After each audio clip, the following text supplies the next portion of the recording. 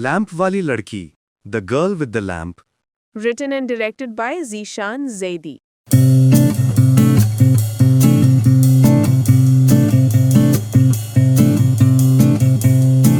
सुनसान रोड पर रात के वक्त एक कार चलते चलते अचानक रुक जाती है। उसके अंदर एक लड़का विवेक और लड़की सीमा मौजूद हैं। दोनों पति पत्नी हैं। क्या मुसीबत है, इस कार को भी यहीं खराब होना था। अब क्या होगा विवेक? इस वीराने में और इतनी रात में तो हम किसी की मदद भी नहीं ले सकते। सीमा, मैंने तुमसे कहा था कि शादी से जल्दी निकल लो, लेकिन तुम्हारी पता नहीं कौन कौन सी सहेलियां मिल गईं। विवेक, तुम भी कैसी बेवकूफी की बात करते हो। मेरी इतनी पक्की सहेली की शादी थी।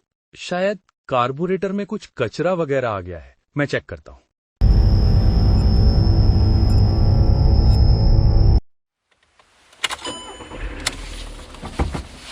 लगता है ये रात यहीं वीराने में गुजारनी पड़ेगी।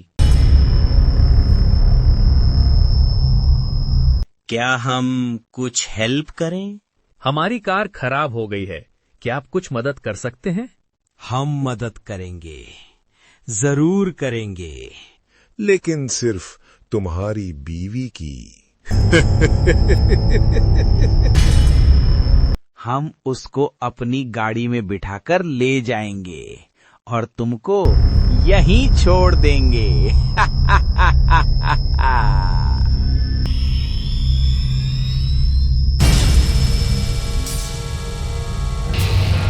उसी वक्त तेज टार्च की रोशनी गुंडों के चेहरों पे पड़ती है। कौन है? यहाँ क्या हो रहा है? वो लोग थोड़ी दूर पर खड़ी उस अनजान लड़की को देखते हैं जिसके हाथों में तेज चमक बिखेरता लैंप मौजूद है। लड़की, इस लैंप को फेंक दे, वरना बहुत बुरा हाल करेंगे तेरा।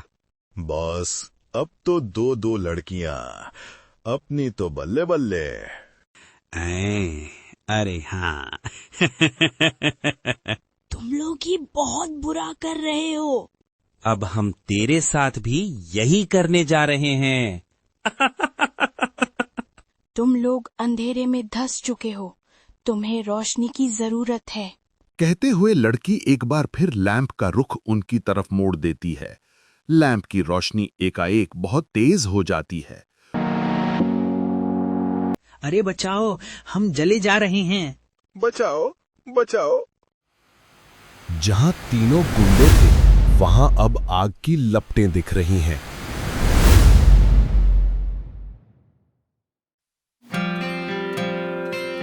ये क्या, कैसे हुआ? आपने मेरी इज्जत बचाई है, आपका बहुत बहुत शुक्रिया। अगर आप न होती तो न जाने वे बदमाश क्या करते हमारे साथ। सीमा उस अनजान लड़की का हाथ पकड़कर उन्हें चूमना चाहती है, लेकिन लड़की 2 कदम पीछे हट गई। दूर रहो, मत छूना मुझे। तुम लोगों की गाड़ी खराब हो गई है, इस वक्त कहीं भी जा नहीं सकते तुम। मेरे साथ चलो और रात भर वहीं रहो, सुबह चले जाना।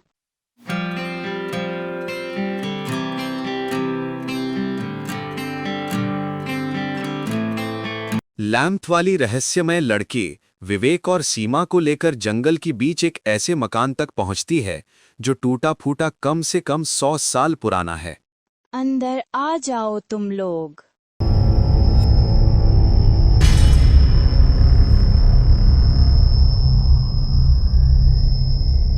तुमने अभी तक अपना नाम नहीं बताया। रोशनी है मेरा नाम। बहुत खूब, और रोशनी से ही तुम गुंडों को सबक सिखाती हो।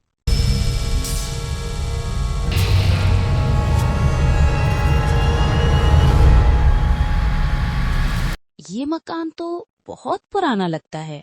मेरे बाप ने इसे बहुत चाहत से बनवाया था, अपनी इकलौती बेटी यानी रोशनी के लिए।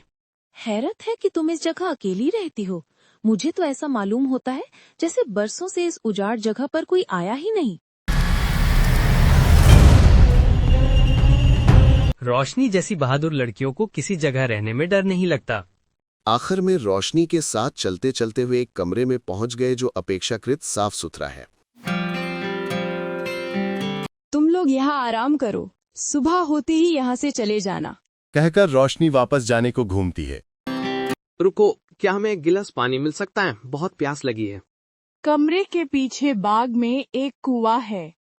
तुम लोगों को वहां तक जाना होगा और खुद बाल्टी डालकर पानी निकालना होगा। अगर तुम्हें भूख लगी है तो वहीं फलदार पेड़ भी लगे हुए हैं। उनके फल तुम लोग खा सकते हो। क्या यहाँ किचन वगैरह नहीं है? क्या आप भी यहाँ सिर्फ फल खाकर रहती हैं? मेरे बारे में सवाल मत करो और आराम से बैठकर सिर्फ अपनी फिक्र करो।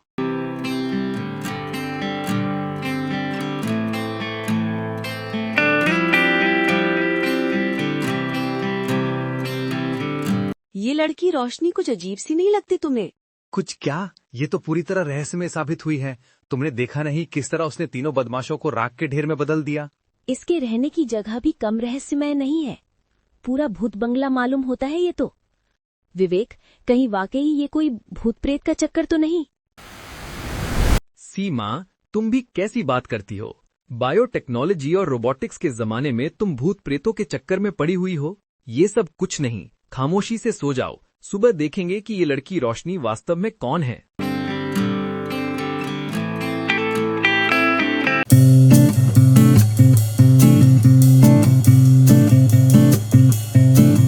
क्या बात है सीमा, तुम कुछ परेशान लग रही हो। विवेक, वो लड़की तो गायब हो गई है। क्या मतलब? मैंने पूरा घर देख लिया है, रोशनी कहीं नहीं दिखाई दे रही है। हो सकता है बाहर किसी काम से निकली हो। आओ तब तक मैं भी इस पुराने घर को अंदर से देख लेता हूँ।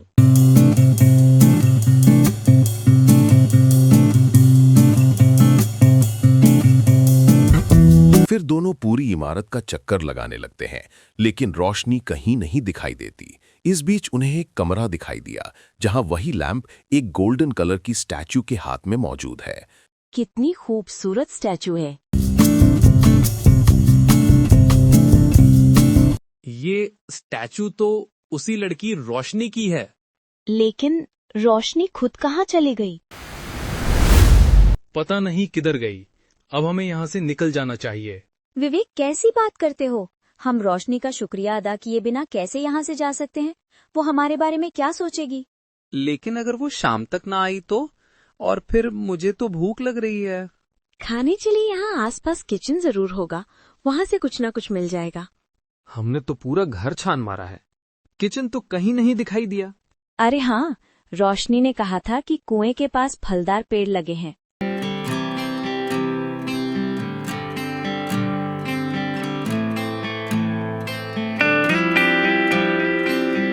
ये फल तो बहुत मजेदार और मीठे हैं। अब तो काफी वक्त हो गया है, रोशनी अभी तक नहीं आई। हमें अब देर न करते हुए यहाँ से निकल जाना चाहिए। मेरी जिज्ञासा अब काफी बढ़ चुकी है। जब तक हम यहाँ के रहस्य का पता नहीं लगा लेते, यहीं लुकते हैं, चाहे एक रात और यहाँ गुजारनी पड़े।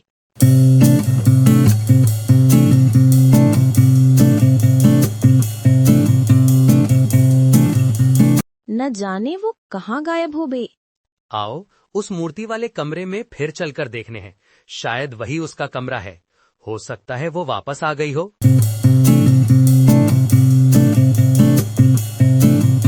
उन्होंने हैरत से देखा, कमरे में इस वक्त कोई मूर्ति नहीं थी। अरे, वो मूर्ति कहाँ गायब हो गई?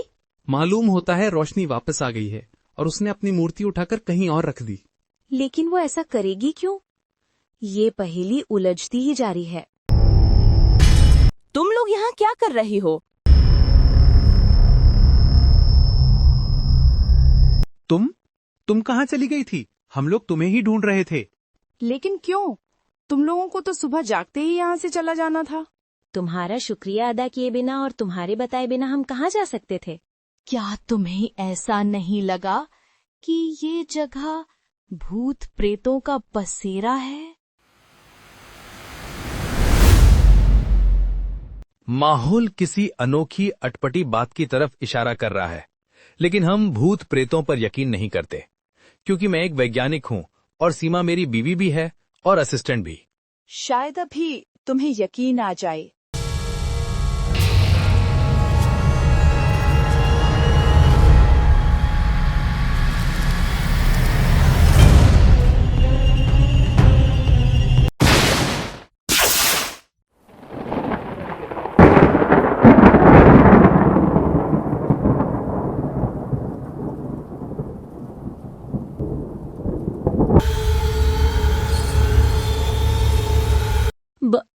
विवेक,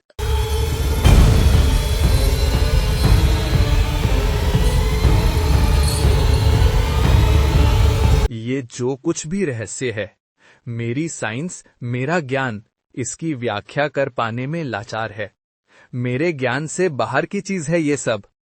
इसके बावजूद मैं ऐसे कोई चमत्कार मानने को तैयार नहीं हूं। अगर ये चमत्कार है भी तो किसी बहुत ही उच्च कोटि के विज्ञान का, जहां तक मेरा ब्रेन नहीं पहुंच पा रहा है।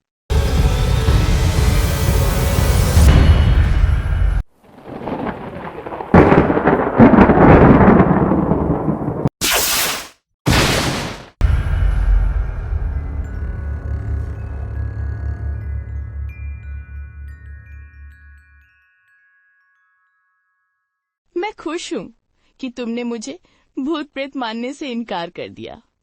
आज से पहले यहाँ कई लोग आए, लेकिन कुछ पलों से ज्यादा टिक नहीं पाए। कुछ तो पागल भी हो गए। मेरा वो यही मकसद था कि किसी अयोग्य को मेरा और मेरे निवास का राज न मालूम होने पाए। ये जगह हमेशा गुमनामी के अंधेरे में रहे। लेकिन तुम लोगों को मैं अपना राज जरूर बताऊंगी। हाँ, उससे पहले तुम्हें एक वादा करना होगा। कैसा वादा? तुम लोग मेरी बताई कहानी को अपने सीनों में दफन कर दोगे। किसी तीसरे तक ये बात नहीं पहुंचेगी। हम वादा करते हैं। हाँ, हम वादा करते हैं। ठीक है, सुनो। ये 100 साल पहले की बात है। मेरा बाप एक महान वैज्ञानिक था और ये जगह उसकी प्रयोगशाला भी थी और घर भी, जहां वो अपने इकलौती बेटी यानी मेरे साथ रहता था।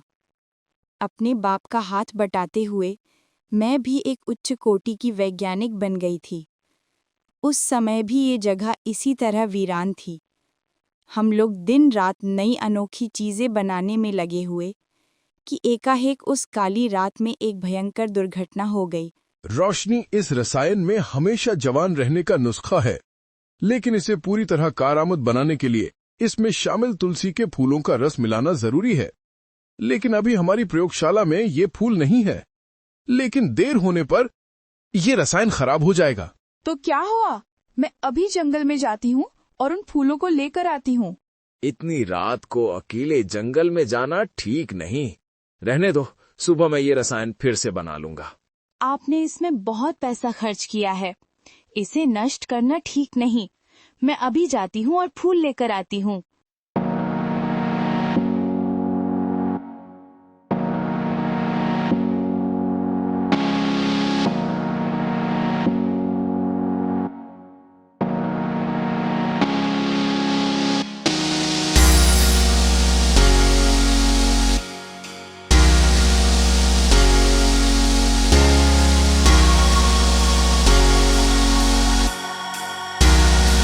मेरा बाप मेरे साथ हुए कांड का सदमा बर्दाश्त नहीं कर पाया और दिल के दौरे ने उसकी जान ले ली।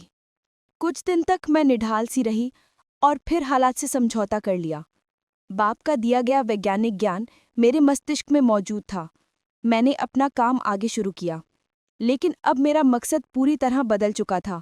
मैं महिलाओं की रक्षा के लिए किसी कारगर हथियार की तलाश में जुट गई थी, जिसमें वह अकेले होते हुए भी अपने दुश्मनों पर भारी पड़े। मेरा जीवन तो तबाह हो ही चुका था, लेकिन मैं और किसी महिला के साथ ये पुनरावृत्ति नहीं चाहती थी। मैं बरसों तक कार्य करती रही, यहाँ तक कि मेरी उम्र अपने अंतिम पड़ाव पर पहुँच गई। आखिरकार मेरे काम का पहला चरण पूरा हुआ और एक नायाब यंत्र मेरे हाथ में आ गया। कैसा यंत्र? वो यंत्र तुम्हारे सामने है। 2 भाग हैं इसके। पहला भाग वो लैंप है जिससे निकलने वाली रोशनी ने तीनों बदमाशों की जान ली। और दूसरा भाग? दूसरा भाग मैं खुद हूँ, या फिर मेरी मूर्ति। लेकिन तुम इतने बरसों से जिंदा कैसे हो? लो, खा गए ना धोखा। मैं तो कब की मर चुकी हूँ। अपने यंत्र को बनाने के कुछ ही समय बाद मेरी मौत हो चुकी थी। तो फिर तुम मेरे सामने कैसे खड़ी हो? कैसी पहेली है ये? जो तुम अपने सामने देख रहे हो वो एक यंत्र है, मेरा अनोखा आविष्कार। ये यंत्र दिन की रोशनी में मूर्ति के रूप में होता है और रात होते ही जिंदा होकर मेरे रूप में आ जाता है। इसके हाथ में जो लैंप है वो आधुनिक लेसर किरणों जैसी ही तीव्र ऊर्जा की किरणें छोड़ता है। ये किरणें किसी की भी जान ले सकती हैं। टॉर्च के अंदर मणिप से बना यंत्र प्रकाश में ये कंपन कराता है। मेरे शरीर जैसा यंत्र उस टॉर्च को ऊर्जा देता है। यानी जो हम तुम्हारा यानी रोशनी का शरीर देख रहे हैं वो वास्तव में शरीर है ही नहीं।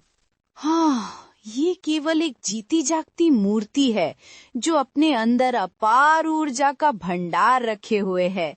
अगर तुम मेरे शरीर को छू लो तो फौरन भस्म हो जाओगे और साथ ही इसके अंदर आसपास के माहौल को देखकर फैसला लेने की भी ताकत है। इस मूर्ति में यंत्र को बनाने का उद्देश्य भी समाया हुआ है, यानी किसी महिला को मुसीबत में देखकर उसकी मदद को पहुंच जाना। ये यंत्र आसपास के वातावरण पर नजर रखता है और मूर्ति किसी भी महिला को मुसीबत में गिरफ्तार देखकर फौरन उसकी मदद को पहुंच जाती है। ओह, वेरी नाइस। मैंने इस यंत्र को तैयार किया और फौरन ही मेरी मृत्यु हो गई। इसलिए इस यंत्र की 2 कमियां दूर नहीं हो पाई। कैसी कमियां? पहली तो ये कि ये सिर्फ रात के अंधेरे में काम करता है। दिन की रोशनी में मेरा ये शक्तिशाली यंत्र बेजान मूर्ति से ज्यादा कुछ नहीं रह जाता। दूसरी कमी ये है कि इसके काम करने का क्षेत्र बहुत सीमित है, मात्र कुछ किलोमीटर का दायरा है इसका। उम्मीद है अब तुम इस जगह को भूत प्रेत का बसेरा नहीं समझ रहे होगे।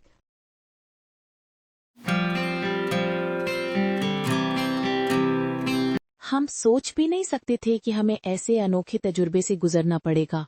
सीमा, क्या ख्याल है, इस बात का जिक्र तुम और किसी से करोगी? मेरा ख्याल है नहीं। उस यंत्र को अपना काम करने दो। अगर ये खबर फैल गई तो हो सकता है उसे पाने के लिए लोगों के बीच होड़ लग जाए और इस चक्कर में या तो वो यंत्र नष्ट हो जाएगा या फिर सैकड़ों बेगुनाहों की जानें चली जाएंगी। बहरहाल ये तजुर्बा हम कभी नहीं भूल पाएंगे।